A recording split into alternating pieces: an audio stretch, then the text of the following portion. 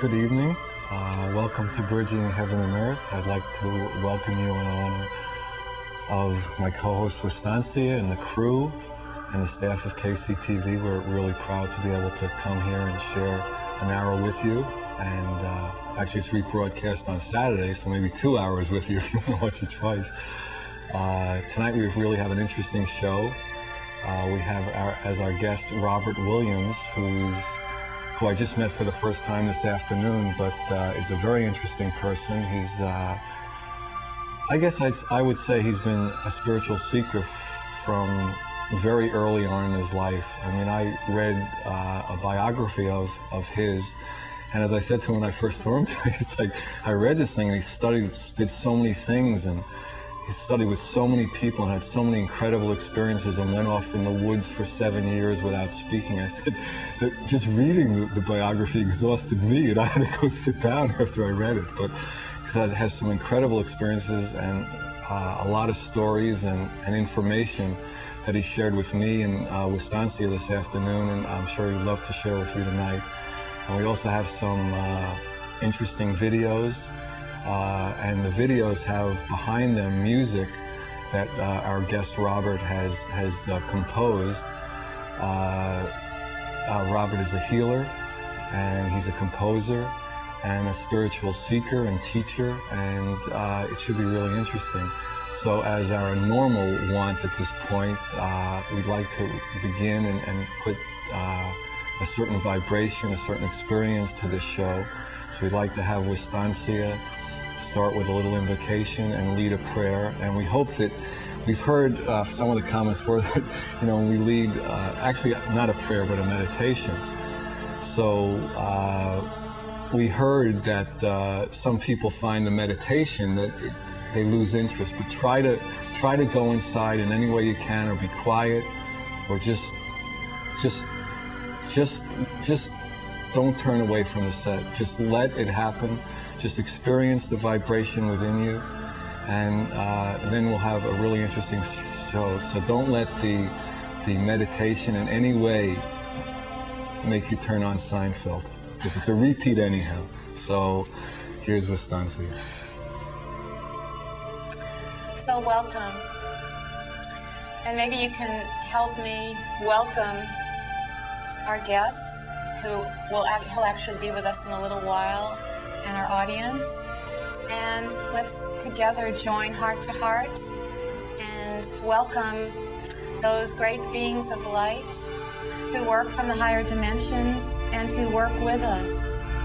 We call forth now for a special blessing from Father, Mother, God to open our hearts, to renew us, to give us the love and the compassion and the healing that we need to continue at this wonderful time in our lives on planet Earth. We call forth for the energies of transformation and ascension to enter us through our crown chakras, to come into our bodies, to change us.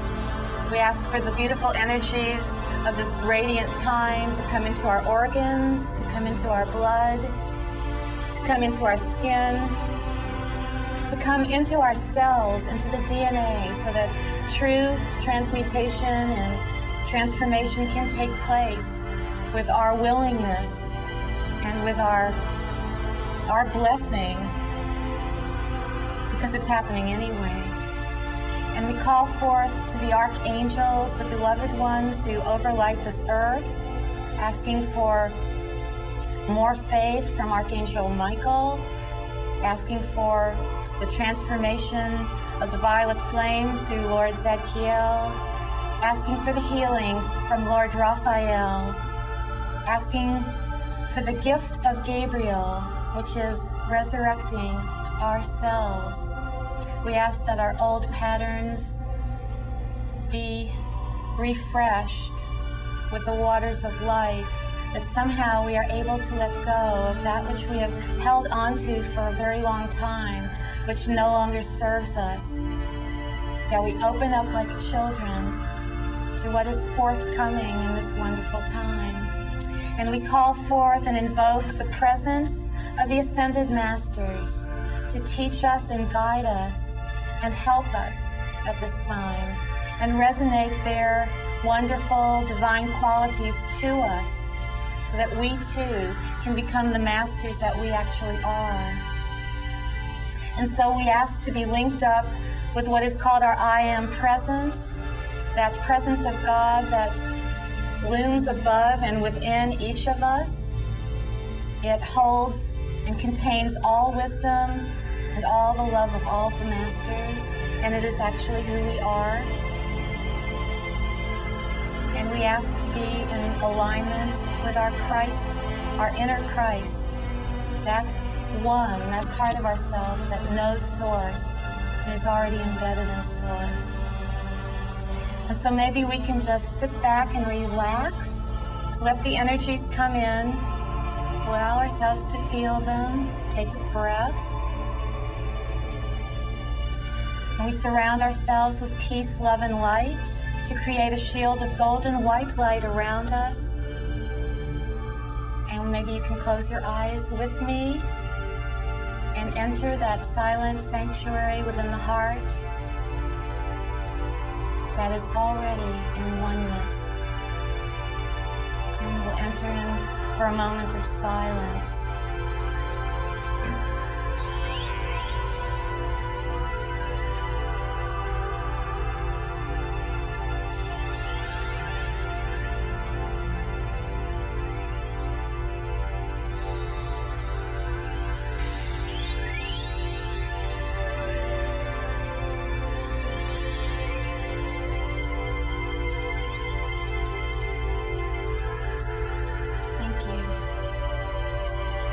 Tonight, I'd like to talk for a moment about our guest. His name is Robert Williams, like Alan said, and we met him. We had some tea with him this afternoon, and it was an incredible little journey meeting him. This guy had a kind of unique childhood. He was clairvoyant and clairaudient at a very young age, so the invisible world was visible to him as a child.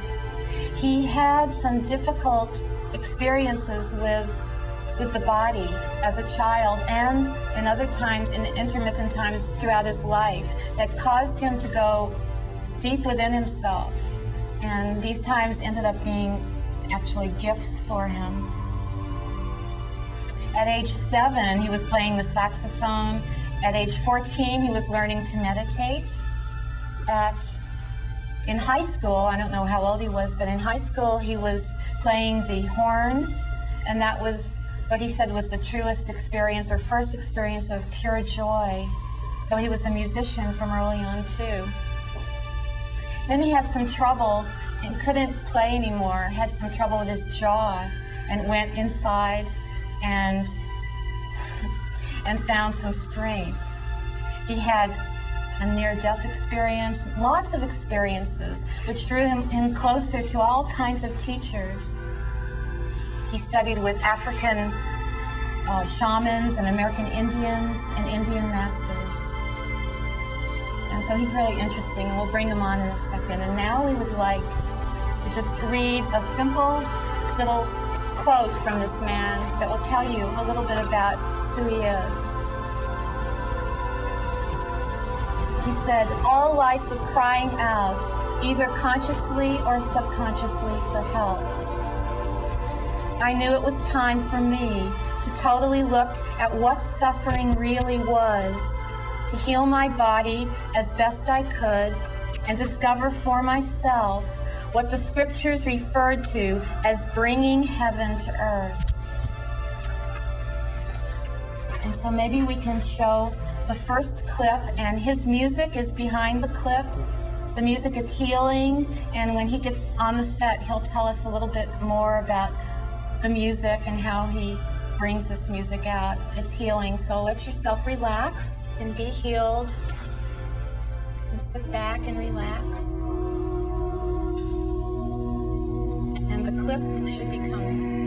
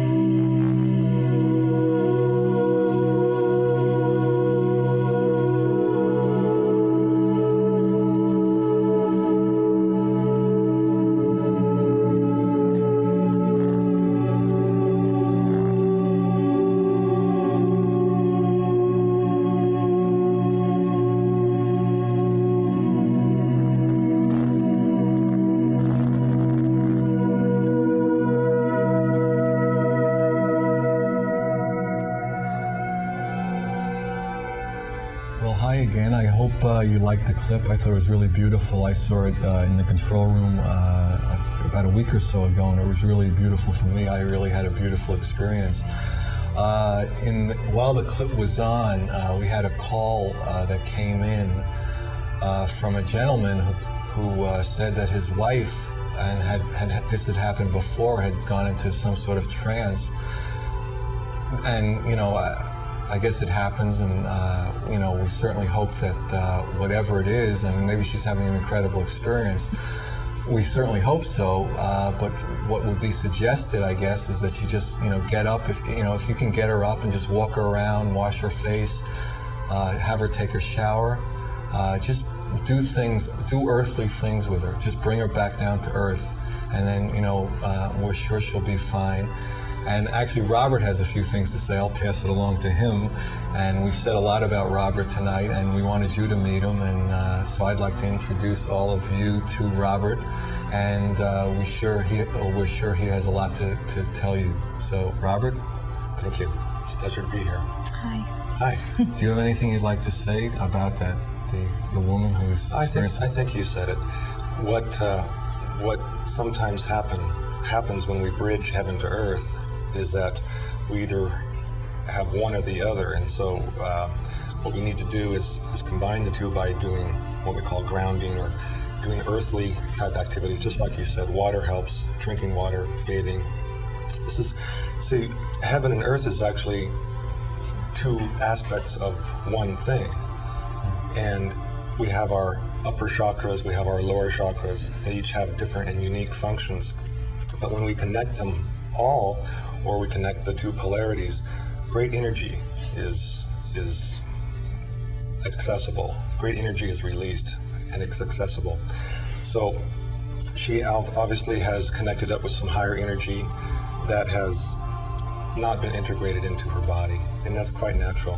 And so just to move around, to take a shower, to walk, that would help. Would it help for him to put one hand on the solar plexus and maybe the crown or something, and just speak to her a little? Yeah. I just got that on Okay. purpose. So tell us about the music.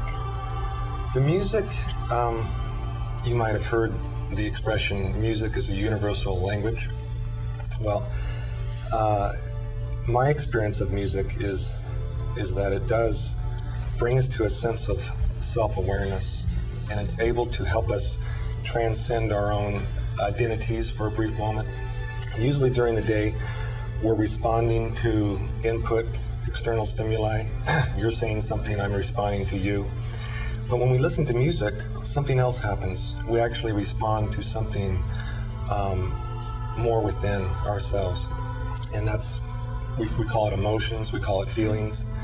And is that because we don't have so much identification with the words of it?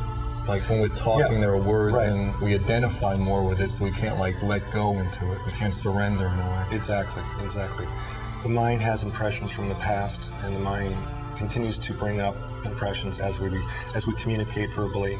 But music somehow transcends that, and we have feelings and we have emotions that might pull up some memory of the past, but often we go deeper. And the music that I've composed really has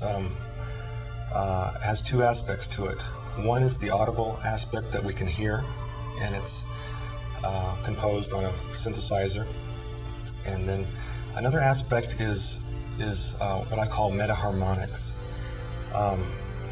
Meta-harmonics has to do with something on a different dimension. Right now we're talking on a third dimensional wavelength. The best way that I can describe it is, I grew up with AM radio. I was born in the 50s, and we didn't have FM. And so all that we could get was something that was on an AM radio. And then came along FM. That was on a different frequency, different band. Right, and until you got an FM radio, you couldn't quite tune into the stations. All those signals were there. Right. The FM signals were being broadcast, but you couldn't tune in. So really what meta-harmonics is all about is the different dimensions of sound. Now, the ear is able to pick up 3-dimensional sound, but the heart is able to pick up 4 through 10-dimensional sound. So, when you say the heart, do you mean the pumping heart, the or actual heart area, or the heart chakra? Right. And it is related to the pumping heart, but it's this energy here. So that's what harmonics is. There are certain geometric proportions in nature that are intrinsic to beauty, and if we look at something beautiful, we might all agree that this is something beautiful. We might agree that a sunset is beautiful, or the way the waves come in. All these things are actually responding to very distinct geometry. And the geometry is mechanics of nature, we can call them. And so I've employed some of those geometric proportions within the music also. Yeah, I thought it was interesting. We had talked this afternoon how this information, because it's always interesting to me, you know, how people get information, whether they read it or they got it through a teacher or in meditation. And Robert has an interesting story, so why don't you tell the audience about that? Which story is that? The way I understood it, you had this near-death experience, and then the information started. Right. Yeah. What I learned initially from the near-death experience was that we are much greater than what we are usually identified with. So you had like a more of a standard, it was a standard go into the tunnel, the light, everything, and then and then at you the time came back through the tunnel back into your body. Then in that process, I'll tell you, it was quite beautiful. The experience, I wasn't aware of near-death experiences at the time, and this was in 1979, and it wasn't publicized like it is today. Right. There wasn't a whole section in the books. No, I hadn't read anything in it. Right. And so you just had it. But I mean, in hindsight, we can call it a near-death experience. And I was out of the body, and I was looking at my body, and I turned and I saw something quite beautiful and something quite tempting. You turned away from your body. Right. The awareness turns. Right. Which is an interesting experience in itself, because we usually identify our awareness as something linked up to the brain or to the body. But this was a more refined state of awareness, and I was aware of things around me and within me, and yet I wasn't in my body. But anyway, when I came back into the body, and obviously I did because I am here still. Yeah. And I saw you drink water this afternoon. Right, I drank a lot of water and walked. But I picked up the tab. I remember the first thing, I was actually living right here in Santa Barbara, and it was springtime, and I remember the first thing I heard was birds chirping. And at the time before that experience, I was quite busy and wrapped up in the entertainment industry, and I was always out, always doing, and always focused on, production and this type of thing. And not really activity and busyness. Yeah, not too much of natural things or nature, birds. And I heard these birds, and it was so beautiful. I realized that not only did the birds sing a song that was quite unique that I'd never really understood before, but I understood for the first time that really the earth is destined to be a paradise. It's destined, this is my belief, it's destined to be something that is without suffering, that is without pain. Now, I'm not saying that we're going to get rid of all suffering overnight, and maybe we can talk a little bit more about that. There's a change of understanding about what suffering is, and that was my first taste of it, because even though my body was still very sick, and there was still pain there, my awareness had shifted because of the near-death experience. You weren't so much identified with the pain. Right. Your body had pain, but you were something else in a way. Exactly. The pain was an experience that I was able to witness. And in that experience of witnessing, of the witness, then I was able to use the pain and use the energy that I had called pain before, actually for my healing. So, how did you do that? Well, I think a lot of people probably have physical pain, so if they could figure out a way for it to help me, that'd be good information. It's very simple, but it's not what we've been trained to do. What we've been trained to do, especially we have our minds and our impressions of the past, is when there's a problem, we find a solution. Right. If there's a we fix it. We try to go somewhere within our minds and say, well, I have a cold, so I should do something to rid myself of this cold.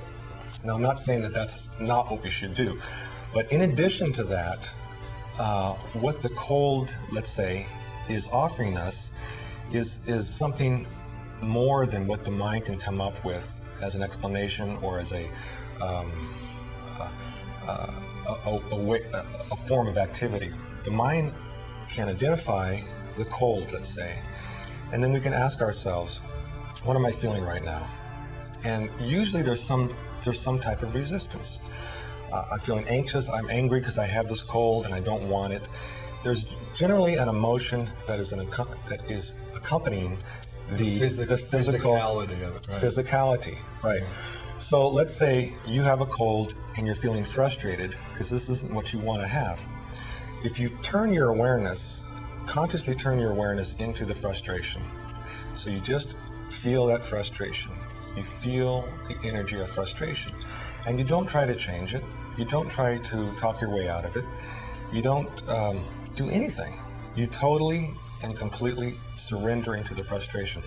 Now that might sound absurd, but what will happen if you do that is that the frustration will actually begin to change and balance out, or it might change to sadness, or it might change to anger or something like it. You keep tracking, you keep accepting.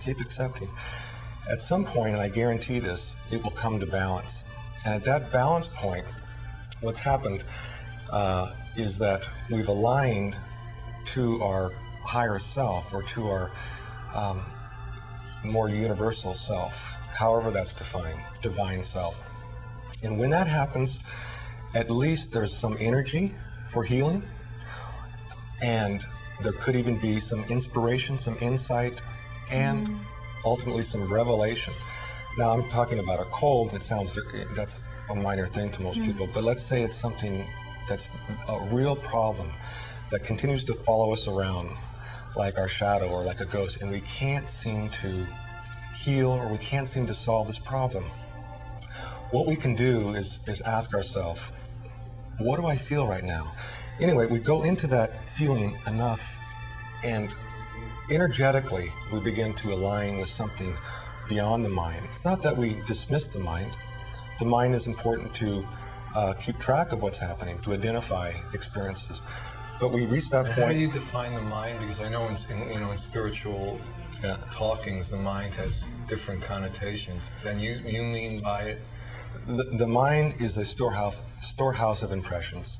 Like the computer, the human computer and all? Right, and it's able, in addition to storing information, it's able to identify and quantify something. So let's say we look at this for the first time, if we can see this. And if we have never seen this, then the mind will create a file for this, so the next time we look at it, we remember bridging heaven to earth, or... Right, there'll be some association with it. So that's how I define the mind. And what's beyond the mind, what's greater than the mind, is what Stancy said, it's a source of energy, it's a source of inspiration, it's a source of healing, it's a source of love. And that is, we connect up with that, we can call it higher mind. I don't like the term higher because higher and lower, it's like out there, higher. Right. It's actually more in, or it's actually lower than further up and further in. Right. But it's a source that we can utilize to solve our problems. You see, then it's revealed. I think we're moving into an age where what we know is not quite working totally. What we've learned. That's why we're seekers. That's why I think most people are asking questions about life or their own experience. And And where are those answers going to come from? In my opinion, well, actually, let me quote Albert Einstein, because I think he's smarter than I am. He actually gave a lecture at Princeton before retiring, and it was his second to the last lecture, and one of his students asked, Professor Einstein, where does the future of science lie? What will be the future science? What can we look for? What can we do to create a new science? And he said, well, let me draw something on the board. And he drew this circle with his chalk and filled it in. And he said, let's say that everything within this circle is all the knowledge we've learned thus far. All the knowledge in all the books in the libraries, everything you've learned and everybody else on this planet, let's put it in this circle. So what we've been doing here at Princeton, he probably said, is learning more, expanding the circle. So now we add a little bit more to it. And he did this 3 or 4 times, and he said, notice how as the circle of knowledge increases, the circumference of the unknown also increases. And he said, the new science will be out here. Outside and the he circle. points outside the circle, and everybody, what does he mean? Right. It meant that we can't learn it all. We can't understand it all. There's something bigger. There's something more. Right. And Einstein's Well, what did he say greatest... his last lecture? That was... Yeah. That was off tape. Right, that They didn't even write down. Charts. That's right. So, and he admitted that most of his discoveries came in higher states of consciousness. They were revealed to him. Right. He was like a vehicle for Right. it coming out, but he had almost, in a sense, he had nothing to do with it, in a way. Right, exactly. And we all have that ability. And that's what I call the higher mind. It's intuition. It's revelation. Things are revealed.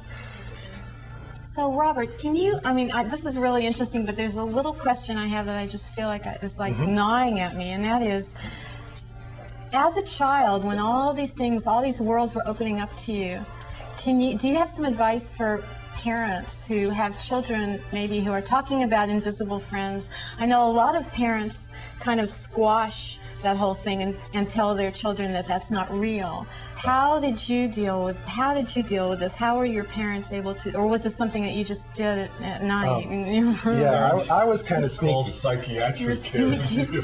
I was sneaky, and they did take me to a psychiatrist. Did they? Yeah, they thought you were off your And banana. thank God they didn't find anything that unusual, because Right. they just let me be.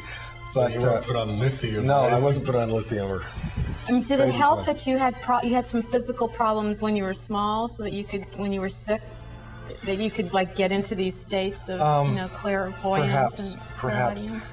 What I'd like to say is, remember the analogy of the AM and the FM? Mm-hmm. Children are born with more frequencies open. Did you say They're- less blockage in a way? Yeah. I think all children are born with clairvoyance and clairaudience. I don't know if you've ever noticed, but sometimes a child will look at you and then around you and up to the left and right. I would say to the parents that to allow their child to have their experience and not discourage it, even if it's an invisible friend or something that sounds really far out and weird. I mean, even if it is something just inside, just a function of their imagination, it's quite healthy to utilize the imagination at an early age. And back to Albert Einstein, he said that was also a key in discovery, is the utilization of imagination. Let me see this. Do you think like all the technology and all the computer stuff and email, do you think that's helping like children, who are getting onto it really young, helping them, in expanding their FM dial in a way, or more apt to close it down? What is your guess on that? I think it's a indication of the age we're in, called the information age. Some people have called it the information age. And I think it's very important that we're able to receive and transmit information very quickly, because at some point there'll be almost an instantaneous ability to transmit and receive information. The technology is growing to that point. And what that means, when we get to the point where there's not a lag time in information exchange, how will the economies respond to that? Most of the economic structure is built in, well, I'm going to send you a certain product, and I'm going to receive money, and there's middlemen inside, and there's, you know, there's time delays, and in that time, there's commerce, and there's an economic structure that is the foundation of society.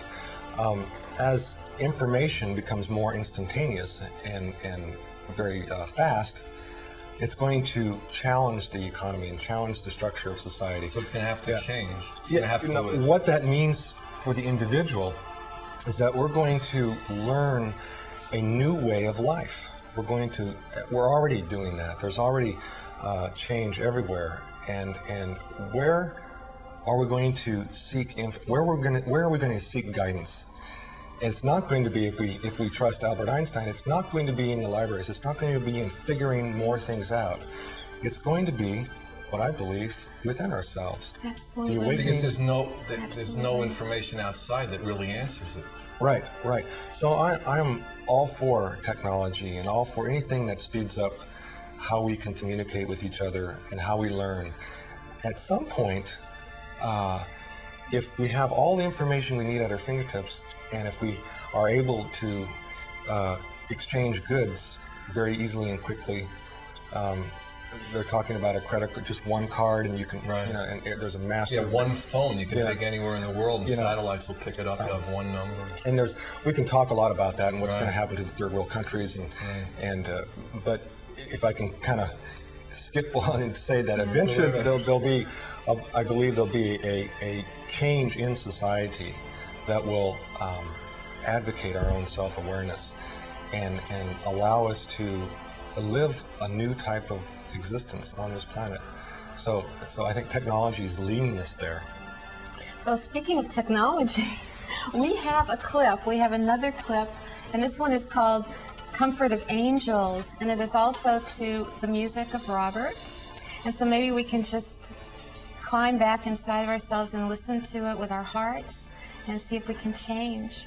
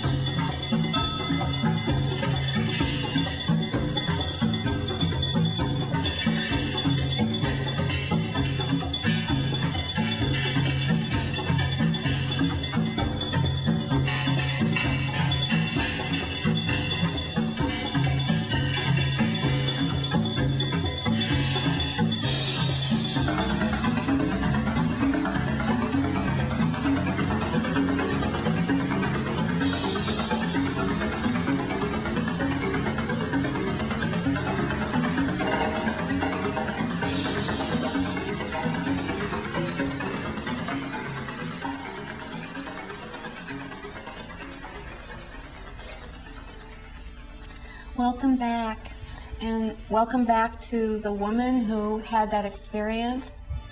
If you have any questions about grounding or anything like that, you can call the studio or call the numbers that we give later on, and I'll be happy to talk to you about it. Anyway, that was a beautiful clip, and the music was really lively, and with all those colors, it was like 2001 or something. I'd like to get you, Robert, to talk a little bit about the devices. See this thing that's around my neck? It's an energy pendant, and it works on the subtle energies, and it's something that Robert has created. And maybe I can get you to talk a little bit about that and the other products that you have. Okay. The best way I can describe it is by talking about clarity. It's actually my partner and I that developed these. But we have the belief that the body really does know how to heal itself. Our whole essential being has the intrinsic ability to discern what's good for it and what is not, or what's life-supporting and what is not, what is evolutionary and what is not. Now, again, this is something beyond the mind. Often we don't know mentally what we should do, how to heal, but on a simple cut, the body just kicks into gear and heals itself, right? Unless there's some other problem going on. What these units do is just enhance our own inherent ability to discern what's life-supporting and what is not. And right now we're being bombarded with all kinds of invisible influences, not only from the third dimension, but from other dimensions. And what I believe is that we, on a very essential or basic level of ourselves, can discriminate what should come into the system and what should not. So what these units do is just allow that intrinsic ability to be supported. So these units don't do anything to you. It's actually just the opposite. It just allows you to become more sensitive. And it's not a mental sensitivity. How did you develop this? I mean, it seems like, well, where'd you get this information? That's a long story, but I can say that I spent a lot of hours looking at what is life and what causes certain transitions, and what allows this rose to remain a rose, for a certain length of time, and change. These lights ain't helping it. You know that. There are impulses, or there are aspects of subtle energy. Now, where I got my information was from my own inner experience, but also by talking with several enlightened masters, people that I consider enlightened masters. And there are some secrets that are now being revealed to us slowly but surely that are key to our own evolution. And some of those secrets have to do with it's not so mysterious anymore what the divine is, or what it is in terms of this rose, how it's unfolding and how our lives are unfolding. Are these devices something that maybe priests and priestesses in Lemuria wore, or in other times were there things like this, and you're bringing back this sort of ancient knowledge? I could say there is a lot of ancient wisdom behind the technology, but also modern wisdom. This is for these units were for these times. On a very practical level, these units neutralize the harmful effects of electropollution, which is something that can be measured. And if you're maybe some of the technicians, if they work behind the computers or the equipment for long hours, they get fatigued, or they might get headaches or something. It's been well documented, especially in the last 7 years, that electromagnetic radiation, or the invisible magnetic field coming off of electrical equipment, is not life-supporting. It's not invigorating, and it bogs us down. It creates, at least it creates stress, if not some physical disease.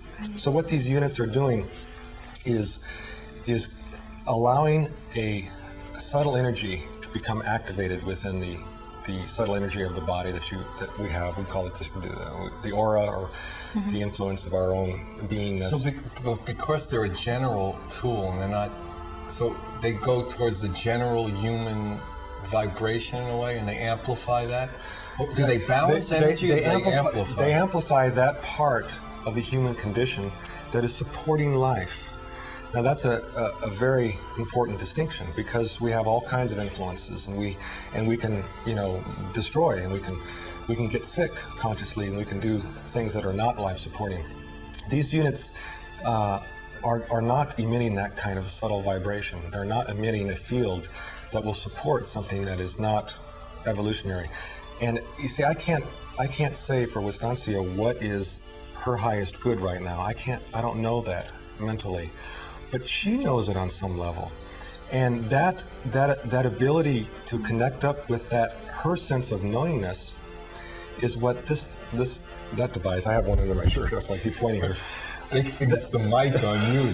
Right, Wants to get right. a This is mic. also a special mic. I mean, I can feel it. Yeah. I feel it absolutely. You know, as soon as I put it on, and I have another one of your products, which is disguised as a clock. Right. And when I plugged it in, I went upstairs and lay down and like for 10 minutes, and then walked downstairs where I had it, and I couldn't believe the difference. It was very profound, and I thought maybe I was imagining it. And then I spoke to some other people who had used these products. It cleared the room. That's the language I use. Is it clears the room and allows the room to be what it would be without all the appliances, computers, and all those kinds of energies. Exactly. And it's really conducive to meditation and Right. these sorts of things. That's the common experience, but it's also allowing you to be more you. So More of you were the myself. one that actually cleared the Clears room. the room, right? You know, right, so- right. It works, right. Right. I like that. Yeah, it's Thank you. empowering. It's like brings out more of yourself. It's That's really it. That's empowering. it. It's self-empowering. Yeah. So in a sense, it's bridging the new technology with old wisdom in a way. That's right. It's bridging heaven and earth. We always end up on Somehow, on a yeah. corny line about the name, but because heaven and earth are within us. Right. Right. Right. So do you have any final comments? We're getting near the end of the show. Yeah. I guess the thing that comes to mind is that we are all self-sufficient.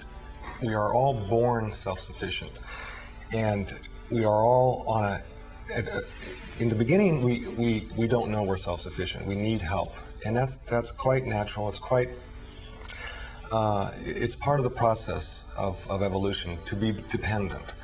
But the inherent ability to heal, to know, to live life fully, to create, to expand consciousness is built into the system.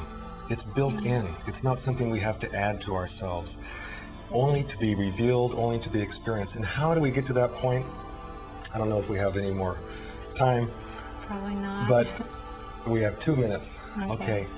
Is by, number one, beginning where we're at. And so if we're feeling something, if we're feeling anxious or angry or sad, totally accept that right now. And as you allow and embrace that experience right now, then something begins to shift. We actually disengage from the sequence of time, and we engage with the timeless. And what is the timeless but the divine, but the infinite? And that really is the source of our life. Yeah, Okay, well, that's beautiful. so thank you. Thank you for coming, and Thank you. yeah, was it was great. a wonderful show. And I'd like to, to start to say goodnight, but also to remind you that next week, I would say it's pretty well firmed up, because I spoke to one of the people myself a few days ago, and probably most of you have heard of Carlos Castaneda. Well, now he has some disciples that are teaching movements, and they're called Tensegrity, and as I understand it, they're coming up and going to be doing a live demonstration of the movements. 3 of his disciples are coming up, so that should be really exciting. I know a lot of people are interested in that, and so I hope you can come and see it. And it's also, watch the show again on Saturday. I'm sure there was a lot there. And I would just like to end with a prayer for a second to guide us and protect us, to open our hearts, and to bring more love to us, and to let us experience the power and the glory that we are. So thank you and good night.